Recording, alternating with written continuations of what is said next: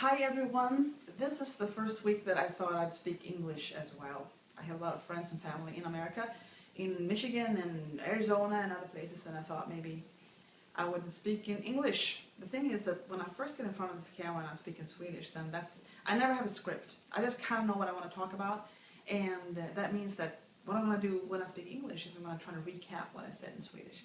I'll have it in different links on my homepage. So what I want to say today, actually, is sort of an important message. It's about getting those photos made. Because yesterday I was telling about how I had a customer came in, and he was on crutches and he was limping. I was wondering what had happened, and he said that he was a young guy. And he said that he was assaulted, he was attacked and stabbed in the leg the week before. Out with his brother, I think, late at night, and they got attacked. His family has his girlfriend, I think, wife or girlfriend, and this baby, 8 weeks. And it was very close. If he would have been stabbed a little higher up in his body, that he would never have come home that night.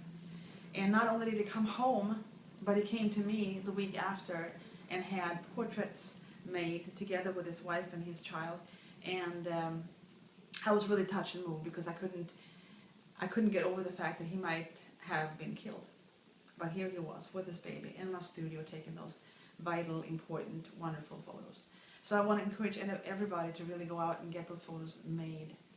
I also have a colleague of mine, another photographer, who had a family that came. But this was adult children who had been nagging their dad to come to the photographer, really trying for a long time, I think years, to try to make him come there and get photos. I'm not sure the mom was still around, I don't think so. So finally he agreed, went to the photographer, I saw the photos, they were really, really nice.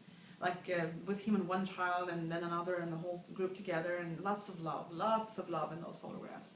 And only a few days after that, he died of a heart attack. So you can imagine how important those photos are then. And I'm not trying to be dramatic or, well, it is dramatic, I guess. Life is dramatic. And I'm not trying to make you feel bad for not, well, actually, you know, I am. I am trying to make you feel bad that you haven't gotten those photos taken yet, because it's important. You got to get those photos taken. Take your children to the photographer, or take them yourself. But if you take them yourself, make sure you get them in print. Don't just keep them on your phone or on your computer, because they crash, they get dropped. I've washed my iPhone in the laundry a couple of times. You lose it. So I always say that files, digital files, that's for sharing, quickly sharing and showing. But prints, that is for preserving for your family and for your children and their children.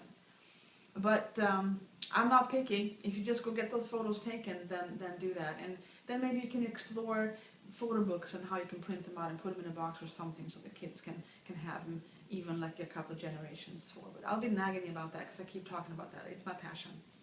So, on that note, I have one more thing that I wanted to tell you, but I won't.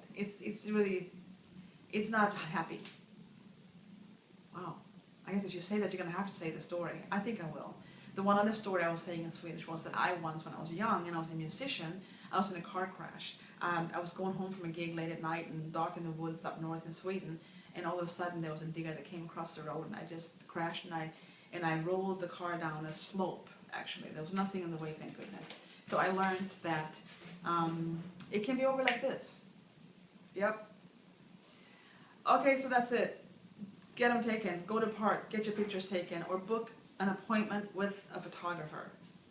That's my Friday message. Have a nice weekend, and I'll see you next week. Bye.